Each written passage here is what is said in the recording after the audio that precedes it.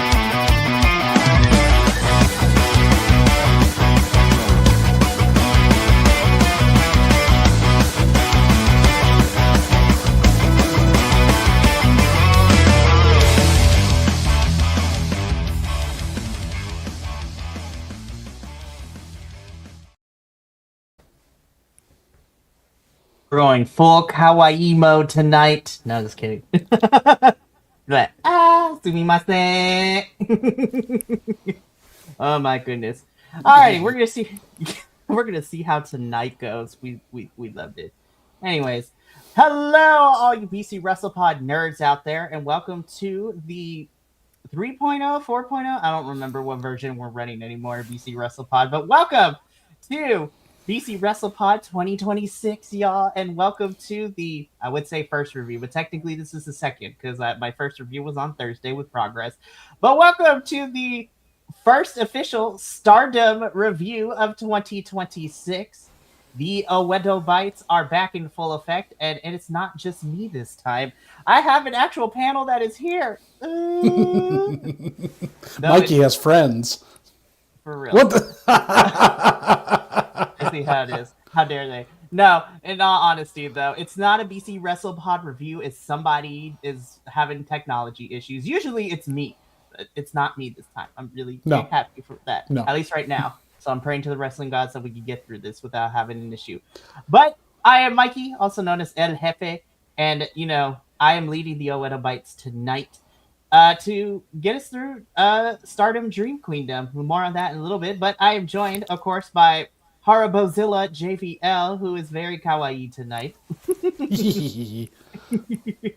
No, I'm super excited to indoctrinate, you know, the boys into the Church of Joshi. Well, this is the funny thing, Mikey. I've been kind of like a passive Joshi observer. I've always known about it and seen the kind of like offshoots of it. Like I would say like the Protestant Reformation the Americans have done to it, but never fully gone hard into the home of Joshi. So I bow down and kneel to the altar of this. This is amazing. More religious metaphors. Keep going down this road. Of course.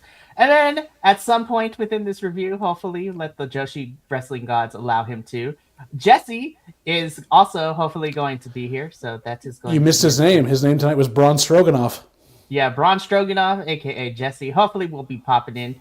And putting it on blast, the professor, love you dearly. How dare you not be here? But that's okay. He wants to spend time with family before school starts. What a teacher. Be like, how dare he? He's got to suck it up like the rest of us. No, I'm just kidding. No, This not isn't honest. sucking it up. Mikey, this isn't sucking it up. We get to talk about Joshi wrestling. This is pretty damn awesome. That's actually pretty good. And we'll just make him owe us one a little bit later. He owes us for everything else. Check out the AEW reviews. For reals. Anyways, we replaced one bald guy with another. Love you, Betty. Bald redhead as well. That is very, very true. Anyways, but we are going to be here tonight to review Stardom's Dream Queendom, which is really interesting because it was the end of 2025, but in the calendar of the pay-per-views, it kind of sets a lot of things off, which will lead us into All-Star Grand Queendom in the spring. So I'm excited. I cannot wait to talk about the show, to talk a little bit more about, just Joshi, and I'm very excited because may or may not have twisted the arms of my podcast. I was be like, hey, so y'all gonna have to do some of these international reviews because it's not just me. And since they're like, you twisted our arms, but you also didn't tell us there was so much to look at in terms of stuff we weren't used to. I can't speak for Jesse on this one, but there was a lot that I came at this with without the reference level for most of it that I was blown away by, and I can't wait to talk about that. 100%. So twisting arms in some cases actually works. No, but in all honesty, I'm really happy because I want a lot of people. Again, I have halted the statement all last year, and I'm going to continue it this year. Triangle of wrestling. Pick a U.S. promotion, pick indie, and then pick an international, and you get to see a lot of things and have a more broader perspective of wrestling as a whole. But what if our indie is also international? That is also very true as well. But you get a good niche of things. But we have gone on long enough, so let us just jump straight into it. Of course, if you have been following us forever, I don't got to tell you what to do. Hit that like button. Hit the subscribe button. We love you. Follow us on Twitch or Kick. Follow us on your favorite social media site at BC WrestlePod. We have some merch with new designs coming in very shortly because I've been working on designs. Yes, we love you. And of course, CoffeeBot will do its thing ever so often. I gotta tell you, y'all have been here long enough. So link in the description for everything. And yes, we love you. You know what else we love? We love Stardom. Yes, we do. I am in love with this promotion. I am in love with everything about it now. I understand so much more of the wrestlers that I've come to love over the last 5-6 years that are now at the top of their games in the American promotions. Like, I have so much more respect for it. 100%. And again, it's really fun for all the people that have come from Stardom. We knew they've come from Stardom, and now we get to see, all of them and respect them. And, we still got some folks who are currently in other promotions that are still popping in. We're going to talk about you, Miss Megan Bain, in a little bit, too. Also, Miss B. Priestley popping up again. Oh, my gosh. Yeah, we'll talk about that because I will fill everybody in because, yeah, I'll fill everyone in. But first, hi. Hi. Hi. I made it. Yeah. We love you.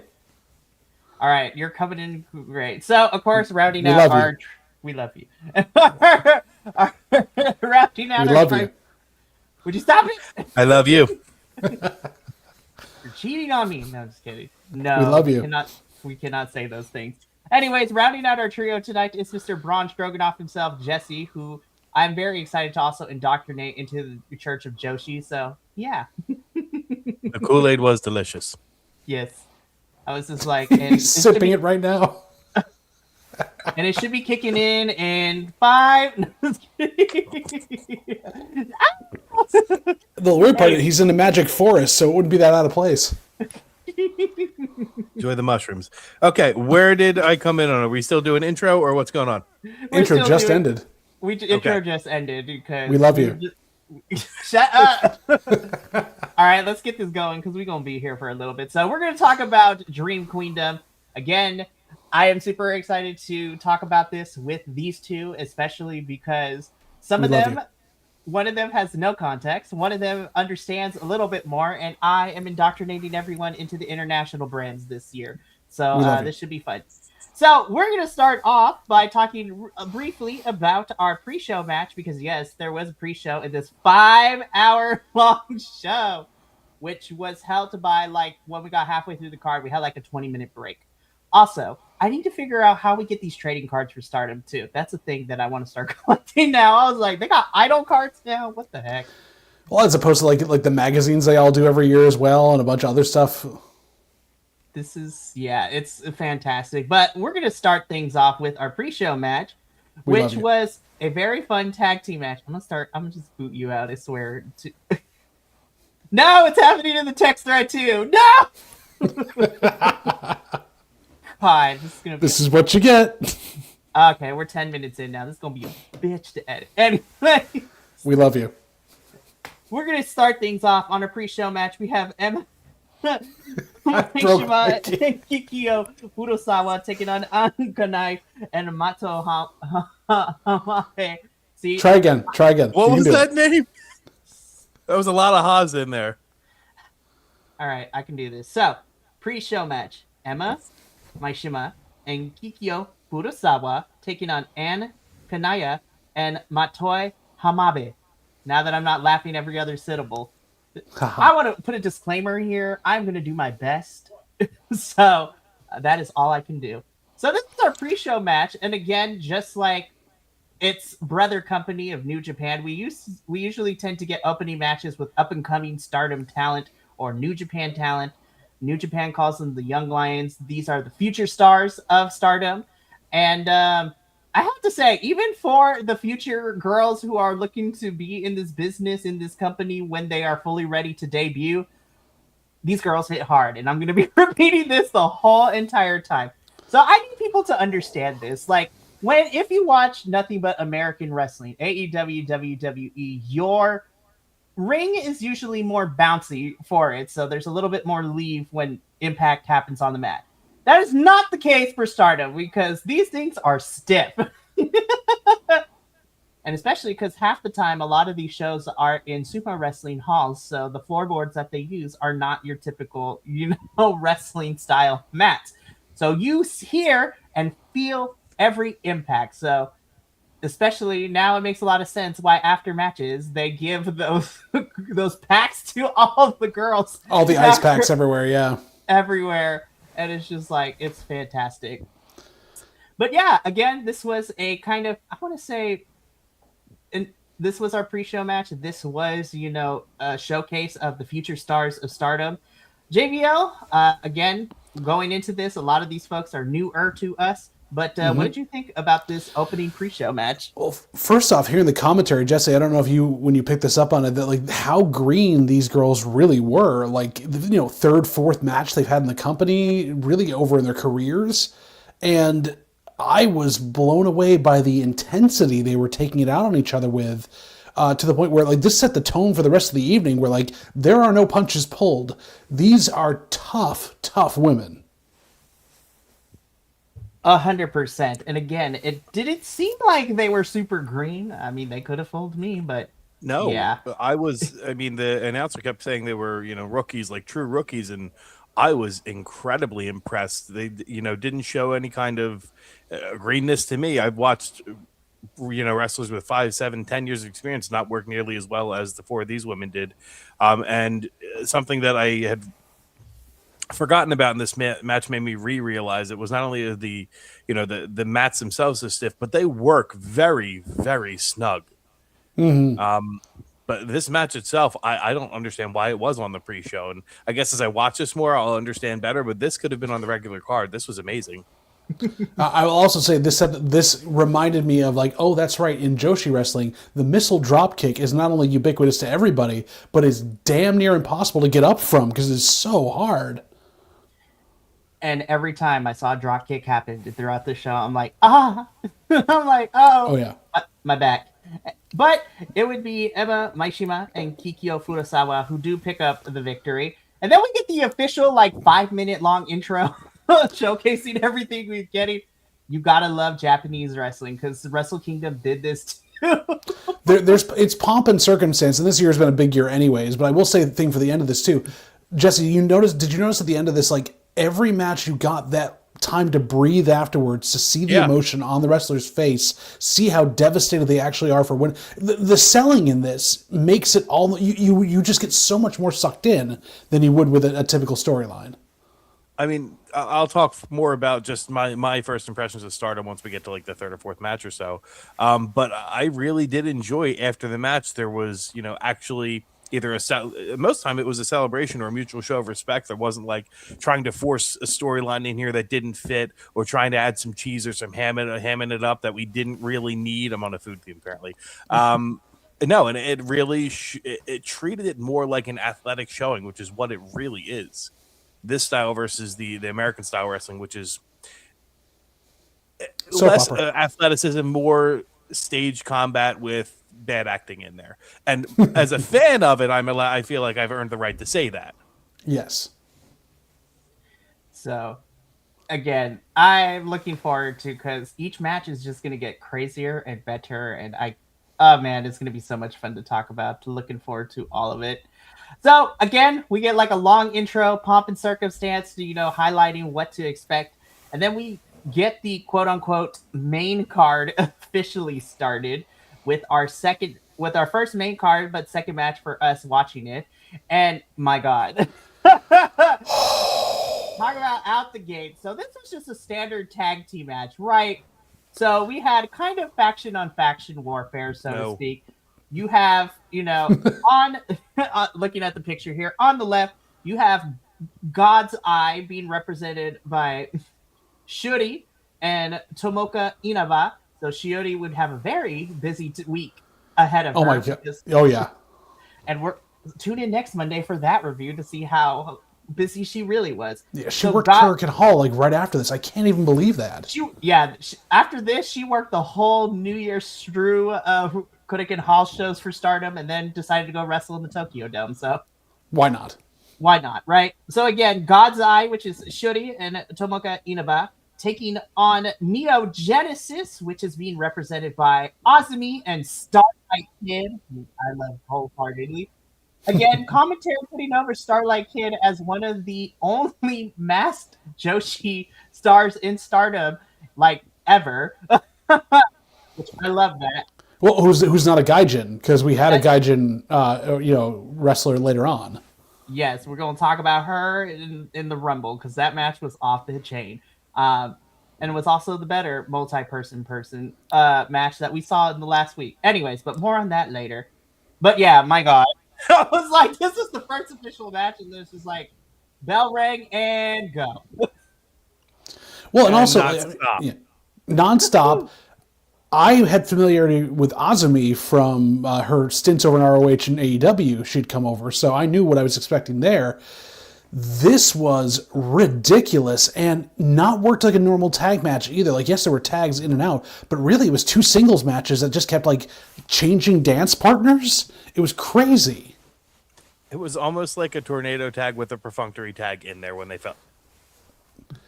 And this was the first match also where I watched the referee really be involved to the point where they were jumping up on the turnbuckle to get out of the way of stuff going on. It was all chaos. It wasn't like, the choreographed American referees who are like just a little bit out of position or like there. They were like in like a real referee would be, right in the magic of it all and trying to get out of the way. As soon as I saw Azumi and Starlight Kid, I was just like, oh, this match about to eat. Like, this match about to go crazy. And crazy it did. And Shuri was amazing. Oh my goodness. Yeah, Homegirl had a busy whole week. But for those of you who are unfamiliar with Stardom too. Is Shuri playing a heel? So here's the thing, right? So technically she leans more... So here's the thing. So the factions can kind of set up babyface and heel, but Stardom doesn't put too much stock on lit. Now, of course, you do have your factions, which leads into my next point, because Stardom... Like hate. Yeah, hate is your big time, which we're going to talk about a bunch of them later in the evening. It was their night. It's been their whole year, to be completely honest, too, from keeping up with all of it last year, too. Like, Stardom is really pushing hate. But, again, if you... I know it sounded bad now that I Hey, think AI, about it. pick up that clip and isolate that. That'll be the highlight, No! please. Slow it down.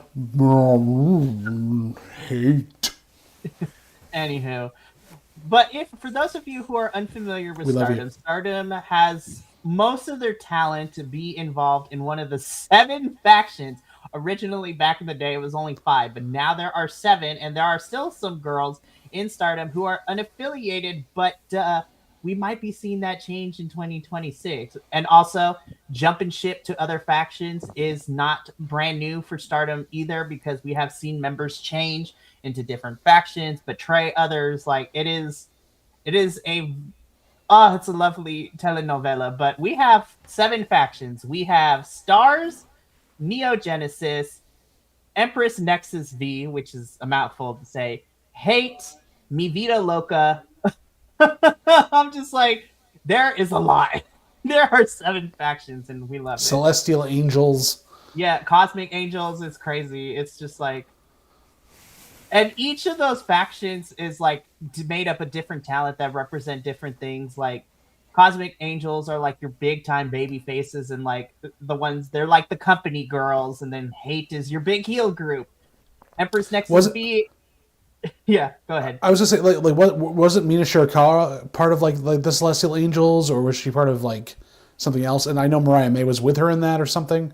Yeah, so Mariah and Mina, because it was just Nexus, and then it became Empress Nexus with Mariah and Mina turning it into what it is now. And yeah, we're gonna talk about a lot of those girls coming up, but tag team match was fantastic. This was so much fun.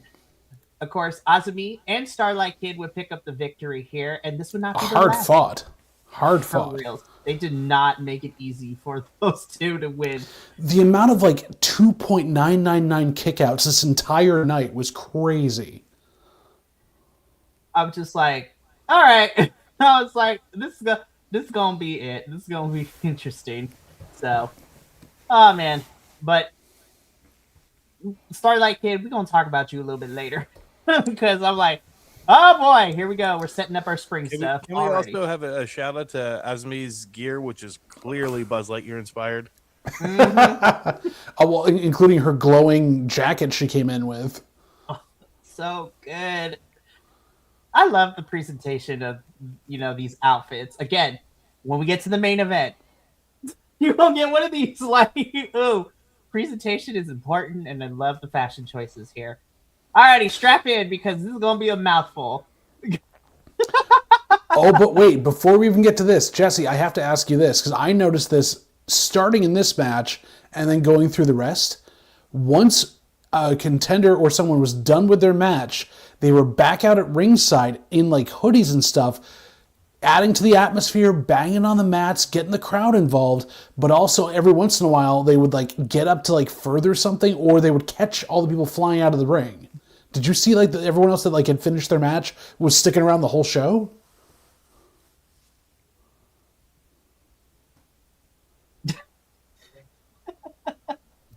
I don't think he did. No. You probably did though, Mikey. And that's one of the things I love about Stardom too, because again, you could see all the girls who either already had their matches or weren't scheduled to be on the card in their Stardom like tracksuits, which I need to get one of those, by the way, with the Stardom logo, because those are nice. So Right.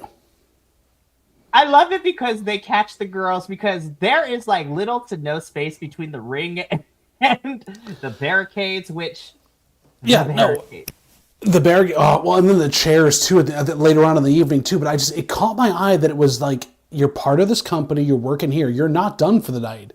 We need you to be out there at all times, not only to catch and be safety, but also to get the crowd keep going with it. Like, it was great to have a cheerleader right on the floor. It really, really was. And it definitely came in handy to save some of these girls from the crazier stunts that happened, like in this match. So, alrighty. Let's just get into this, right? So this is the Stardom Rumble. It always happens. We usually get some sort of Rumble, big time, thing. And the winner usually gets some sort of championship match at it, even though it wasn't explicitly said. But all right, here we go. Right. This, and they said at the top of this was really for just Pride, but yeah, but it can potentially and most likely will set something up, especially when we get to, the later half of the show. Our final three. Yeah.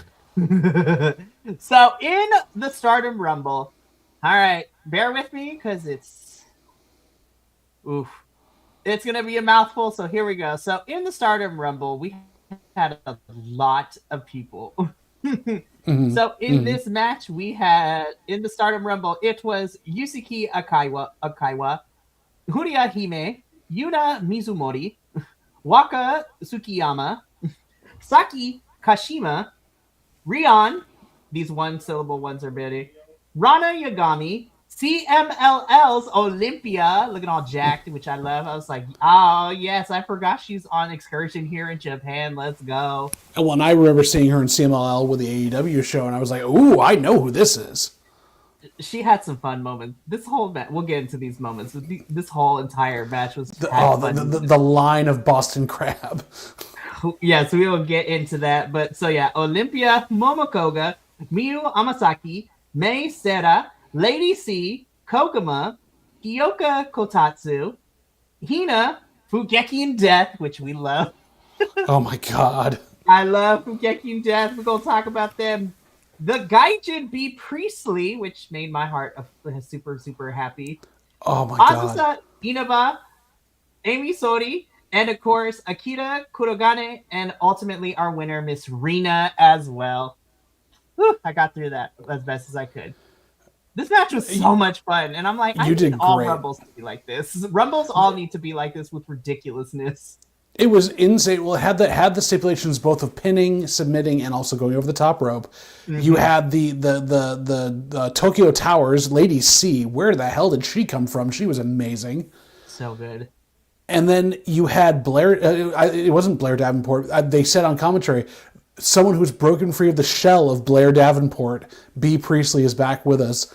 That was such good commentary putting it out there.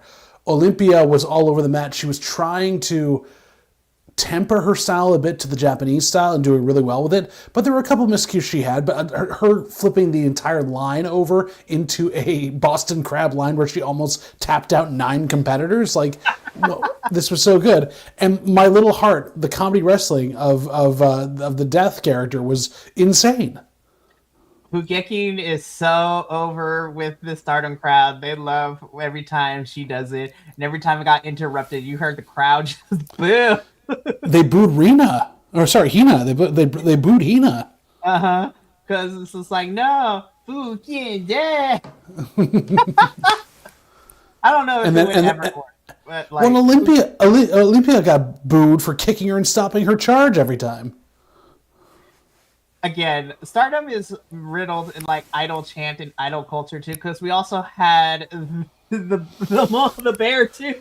It's like, yes, this is exactly what I need in my life. And then you had Shuri popping up on the thing and like saying, like, "Don't do that! You don't get in that!" Like, and yelling at her for doing that. And then a couple people knocked her down, shoved her in a little like fuzzy thing, and then did the bear thing again. It was so funny. 100%. All right, let me bring him back in.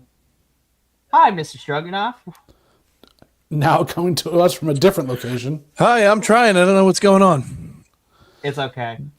Anyways, we're talking about the Rumble. I thought maybe the quality of the internet would be better here. It may be. Who knows? We were talking about all the fun things like Olympia turning over 9 competitors and putting them in a Boston Crab and almost winning. I wish she would have won with that. Oh man, but this is what I need Rumbles to be. Like, this is exactly. It had some really fun spots. There were some fun moments. I feel like you can do this anywhere, but that's why this is the best Rumble I've seen. I don't watch this nearly. This is the best Rumble I've seen since like 2020. Mm-hmm. Yeah, full on. I believe you.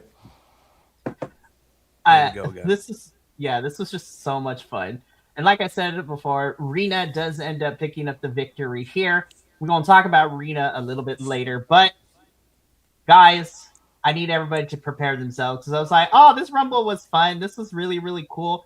What do we have next? Holy cow.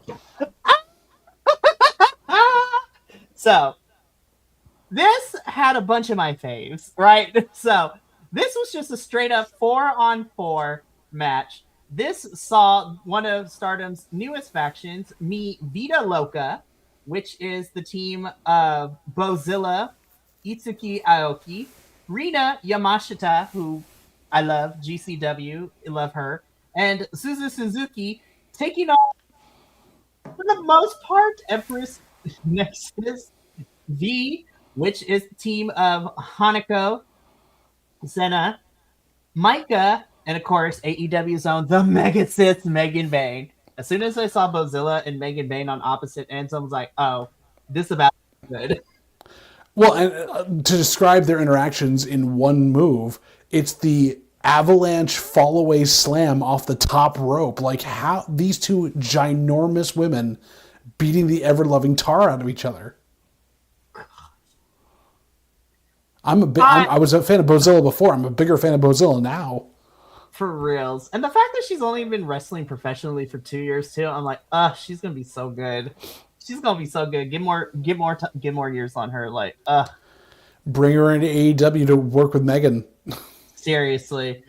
This was just so much fun. Of course, we got a little bit of our Western because we got a double count out, but I don't care. The only draw, like it was. I saw it coming a mile away, but in general, like you don't expect it here, and to see the disgust on all of their faces, like, what are you talking about?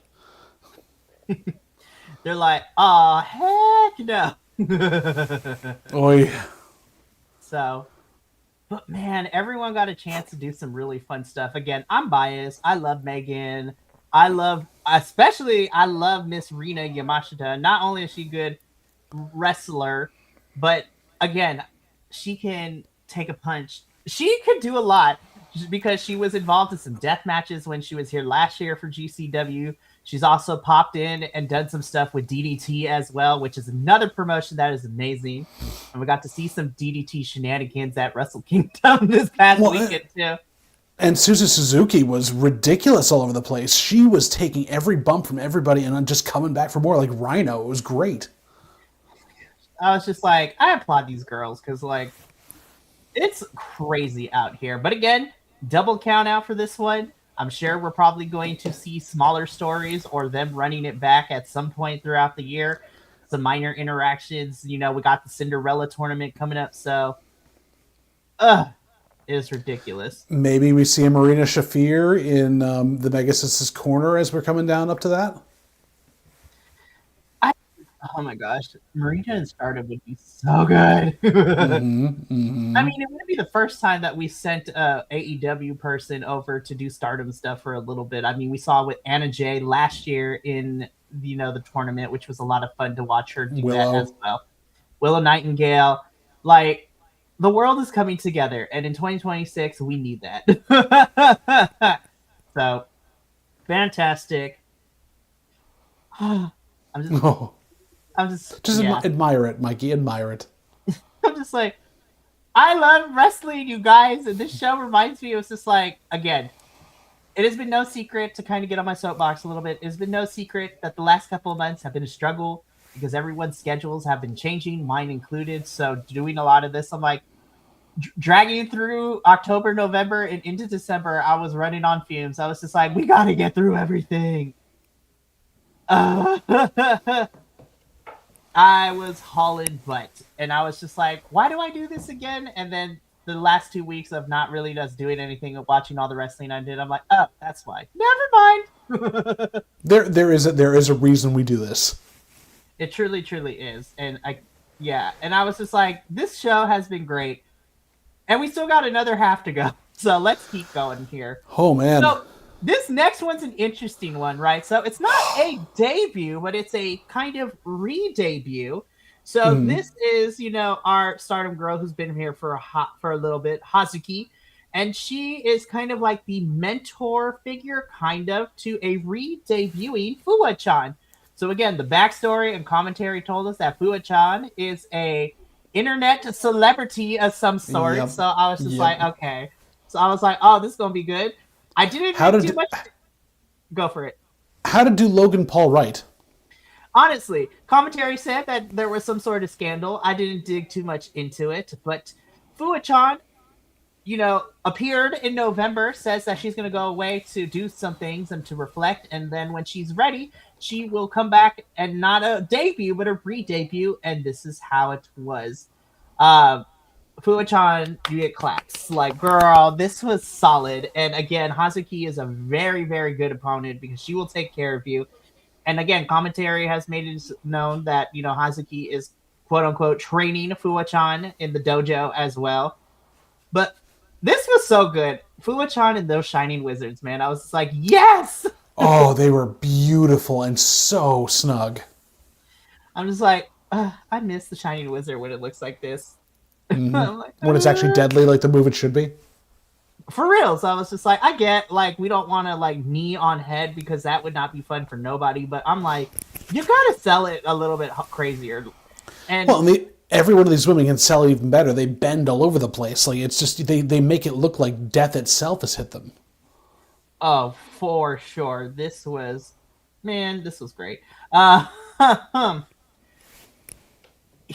was just really good. And I can't believe I'm saying this, but I'm really proud of Fuwa-chan. I was just like, yeah. I love you. I love her. I was just like, well, and you're meant to feel that way too because you care about the fact that like it's not like some concocted storyline to the point of like this YouTuber came out of nowhere and now we hate them. No, this definitely feels like it's like this is a part of the personality of the person is, but really we're just having a fight here and these people trying to learn the business. Yeah, I'm really proud of Fuwa-chan. And again, I didn't dig too much into everything about, what she did before this, but I was like, I want to see more of Fuwa-chan, and Hazuki, girl, you did the thing. So Hazuki does beat Fuwa-chan, but I'm excited to see more Fuwa-chan moving forward.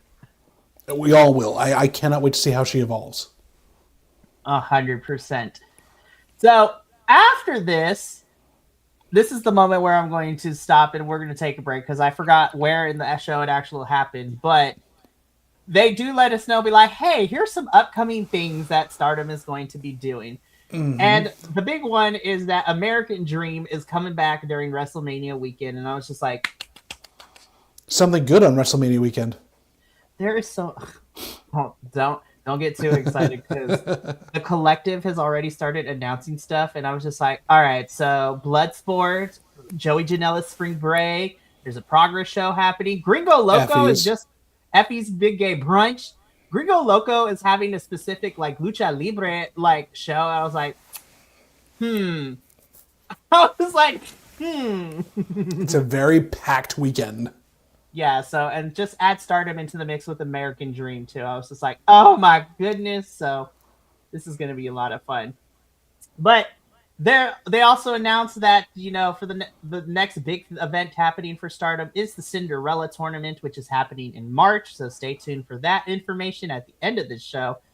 But let's keep this show going because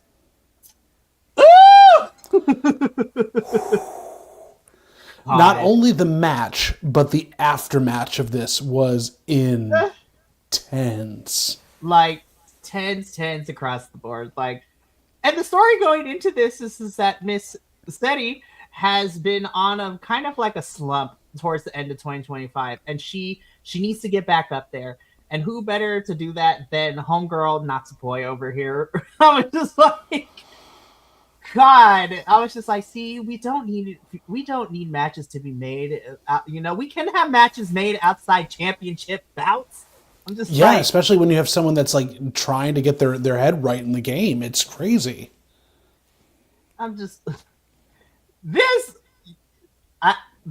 I'm just like, it gets one of these, like I do at AEW. I'm like, it gets one of those. I can imagine you watching this and just Mikey going, ha! And then silent as you're watching for like 10 minutes, just...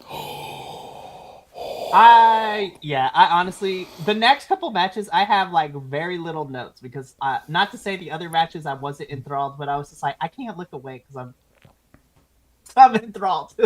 There we go. So, again, the reversals on this, the pin reversals on this, the deep pins they were going for, and then the slaps back and forth, and like building and building and building with this animosity that was like not there at the top, but definitely was involved, was really well put together. Yeah, I'm just like, this is so much. This is so good. It was amazing. Of course, Suddy defeated Natsupoi, but like you said, JVL, the aftermatch, I was like, and that's one of the things I love about Stardom. I was just like the intense emotion. I was like, I feel you. Well, and going back and forth. So like Sadi, like it was like trying to cheer her up and trying to get her up, like, you know what, we want to know, and we went back and said we're still friends, and then she pushes her over. She leaves. I was just like, more development. We love it. Sari's back, and Sari's angry. So it's just like, all right, here we go, man. Here we like, are. Cannot wait for the next show. I really can. And who knows, we might get some interactions during the Cinderella tournament and everything. So it's going to be good. Alrighty. So strap in your seats because these next three matches, they're all championships and each one just gets crazier. Like, so go. Exactly. So let's start off with the holy crap, this one. Goddess of Stardom Championships, so the tag team titles of Stardom. This sees, our champions of Hate and the aptly named BMI 200K, so which I love. I was like, shout out to the thick girls and thick people out here. So this is, of course, Natsuko Tora and Ruaka taking on, the Cosmic Angels, being represented by Aya Sakura and Sayaka Kurara. Again, the Cosmic Angel girls won this championship bout by winning the Goddess of Stardom Tag Team Tournament, which was, throughout the summer, which I'm looking forward to covering this year because, it was crazy from what people have been telling me. Right. The moment this bell rang, ooh, man, like... This was the only match where I thought a couple of those near fall kickouts were not earned. The amount of punishment they took, they should not have kicked out from. And it was a little unbelievable at that point until the ending of this match. It literally took me out of it a little bit because of how hard they were going at each other. And that's not a knock on the match. It was spectacular. But if you're gonna put stuff together like that, you can't have them kicking out from literally everything multiple times. You have to have a place where it actually works. Yeah, and I think that I agree with you. I think that's the only big critique I have for this match. But other than that, this was a pretty solid bout still. I want to see BMI 20K going up in like the AEW tag scene, like any tag.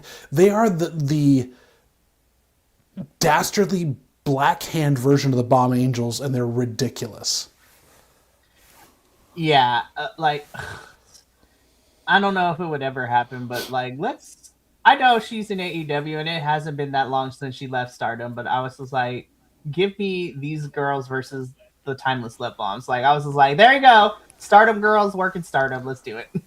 Well, and that's the thing. Stardom and the Joshi style has affected so much of the industry now. They can go anywhere and work this style and not have to really change too much. It's perfect.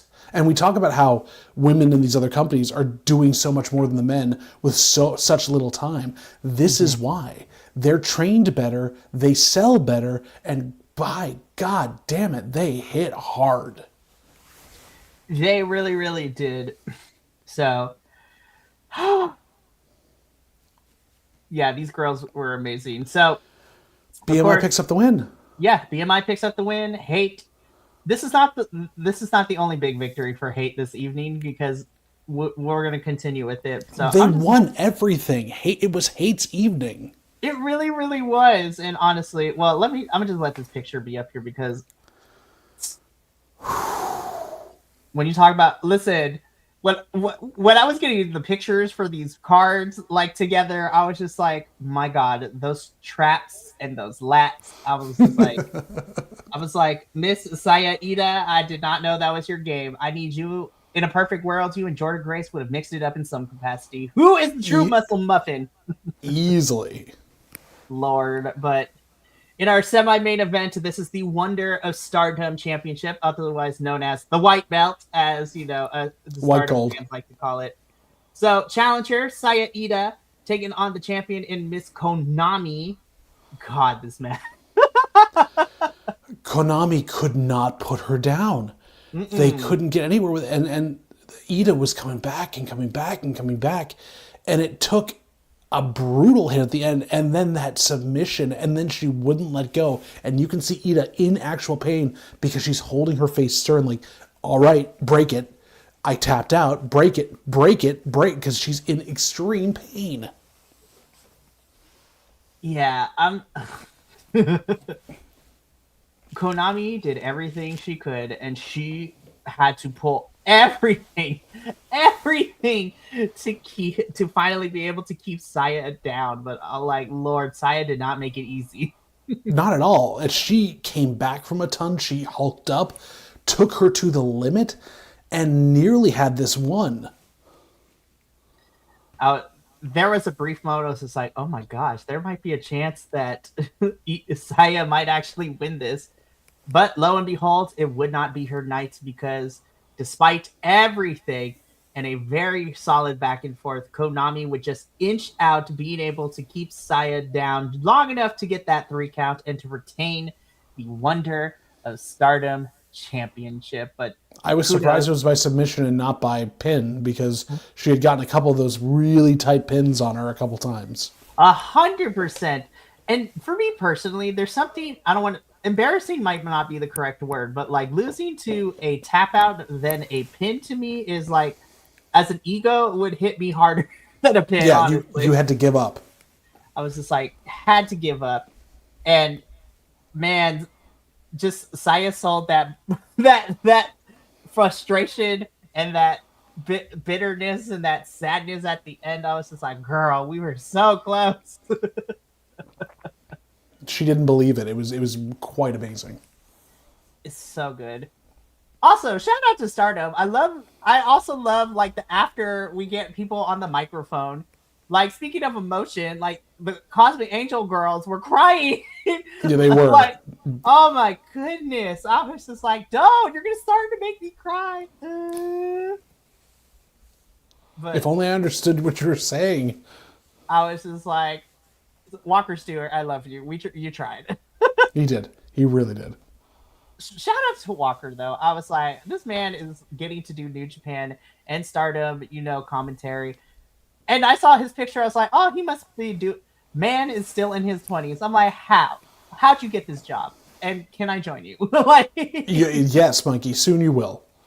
Hopefully. Man, Walker Stewart's great. I love him. He's fantastic. And I look forward to seeing where this youngster, yes, I could say so because I'm much older than he is.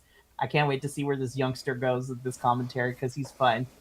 Alrighty, JBL, we talked about all these matches. Everything has been really, really good. Very fantastic, but...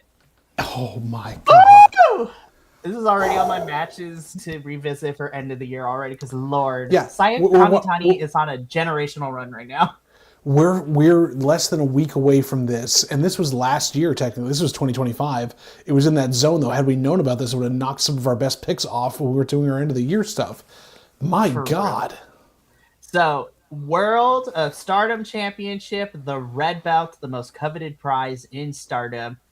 You have the challenger in Miss Sayori now taking on, again, like I said, on a generational run right now, in the current champion of Miss Saya Kamitani. Saya has been on a run, and Homegirl has, she is the star of Stardom right now. Not only is she in this match, but coming into this match, she's had feuds with the likes of, before she retired, of Mayu Iwatani, before she went to Mighty Gold. She retired from Stardom, Tom Nakano, as well, last year at All-Star Grand Queendom. And I'm just like, girl is on a crazy and she is also another one that would have a busy week, too, because she would be at Tokyo Dome later that week. Well, and God love it, she proved why she was given that push and that thing. She was running rampant everywhere and taking hits that no one should recover from. yeah, before we even get to this match, right? Like presentation wise, Saya, girl, like this is how we do wrestling character presentations. I need everybody to take notes for reals. This is how we do it. I was like, I wonder how many VHS tapes she had to destroy for that outfit. Because it reminded me, I was like VHS like strips, like the stuff that are inside VHS tapes. You mean film? Yes, film. Yes, that is what we call it. We'll just be kind and we will rewind. Yes, but God, what a main event! Oh Lord. There were so many back and forths, and I thought the match was over. Either woman came out of this, either one was going to win to me. I could not tell who had the upper hand, even right to the end with the back and forth pinning predicaments. And it just came right down to one final mistake. And we have our champion retain, and hate continues on, even with Hina coming up afterwards to friggin'. Or Rena, they're twins, I forget. Rena comes up to like basically ream her out, which is even funnier because she's in her faction. Rena is I think, is going to get a really, really good push in She needs it. 2026. And also, not to mention that Starlight Kid is also throwing her name into the mix as well. Like, I'm just like, man, we got some fun challengers going into the spring. It's gonna be good. It's gonna be so good. Like, I cannot wait. But yeah, this is. I came away from this entire night not understanding how much I have been missing with the American product. The athleticism, the heart, the complete, like I was keyed in the entire time. There wasn't a point where I was ever like, oh, this again, or I'm bored. It was insane to sit through this and see what we are capable of when the gloves are off. Oh my goodness. And honestly, that's my biggest reason of why I wanted all of you guys to be a part of some of the international coverage that we do here. Cause I'm like, and it kind of started during the summer when, you know, I exposed the AEW crew to the CMLL talent when we did the crossover with Grand Slam Mexico and everything. Well, and you and I have been watching, you know, Wrestle Kingdom every year for the last 3 or 4 years. So like we had that like basis to drag people over with. Yeah, and I'm so happy with Stardom, and I'm gonna say this with all the international brands because, funny enough, the reason that we really started covering this international brands is because it started with Adolfo because he wanted to do CMLL, and I was like, okay.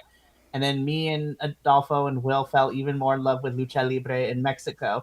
Then Andrew was the one who brought over Progress and Rev Pro.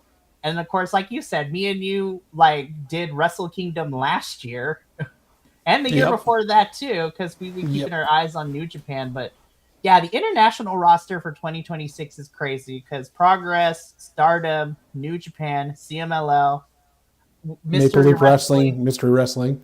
Yeah, so it's just like, and that's not to mention all the other lots of international smaller promotions out here that we see clips of on the social medias like DDT, TJPW is also where it's at too. Like, there's so much good international stuff. TNT Extreme Wrestling in the UK as well is really good. The biggest thing we can say to everybody that's watching is take the time to actually find these feeds. Some of them are even online for free most places, and just take in something that's not so polished or not so processed. Let yourself enjoy what this art form and this sport is, whatever way it makes you feel, because that'll energize you to watch the other stuff and understand why it's taken those roots. Yes, dulled them a bit, but it needed them because the American style of wrestling no longer is wrestling. It's storytelling in a possibly bad way, and it needs a resurgence of people that know how to work the other aspect of it. Mm-hmm.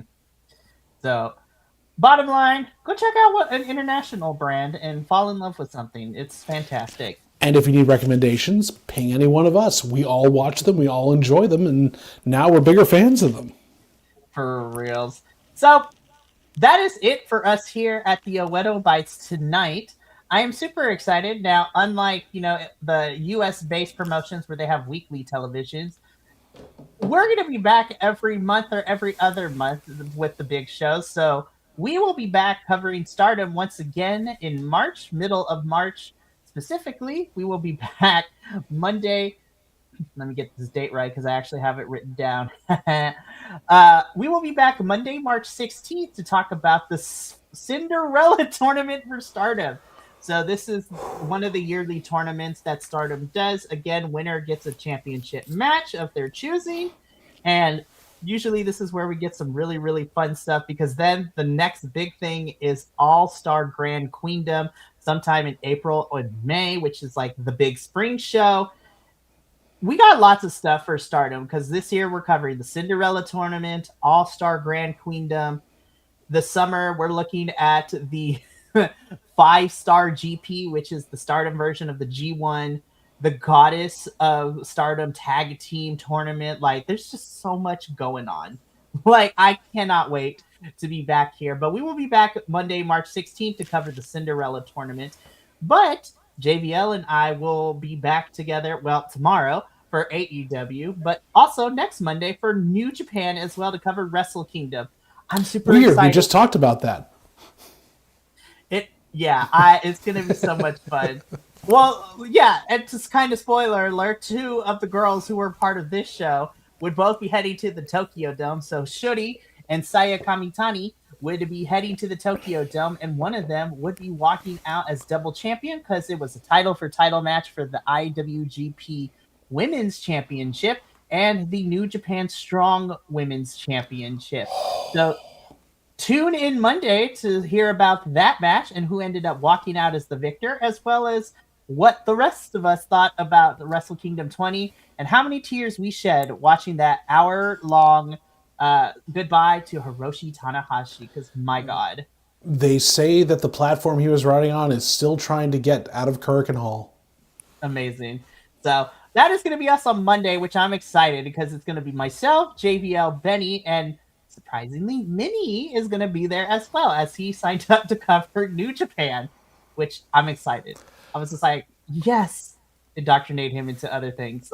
I'm going to have to miss that one, Mikey, I guess. I got some family thing that's been on there because, totally, Don't do this to me. Anyways, we love you. But it's exciting. So we got lots of fun stuff. And again, we're back to our regular scheduled programming. So this week, it's all the stuff that you hopefully love throughout 2025. Tomorrow evening, the AEW crew is back at it once again to be covering New Year's Smash and the first collision of 2026. And, of course, then on Wednesday, it's the doubleheader of NXT and CMLL. And then Friday, it's TNA. And then again, next week on Monday, Wrestle Kingdom 20 for New Japan. And just some small indie show. But let me tell you, next Monday, I got to get all the news reports because in the last 48 hours, New Japan shit has gone crazy. Like, we have people leaving for a little bit. We got factions breaking up. Like, it's wild out here. So we're going to cover all that on Monday and what that means. So this is going to be nuts. Drama. Say the drama for the llama. But that is going to be it for us here at the Oh What Oh Bite. Thank you so much for tuning in. From all of us here at BC WrestlePod, remember, take care of yourself, love one another, stay iconic, and more importantly than anything, you always deserve to finish your story. We'll see you tomorrow for our AEW review at 6 p.m. Pacific. But until then, sayonara, adios, and until next time, peace, and we love you.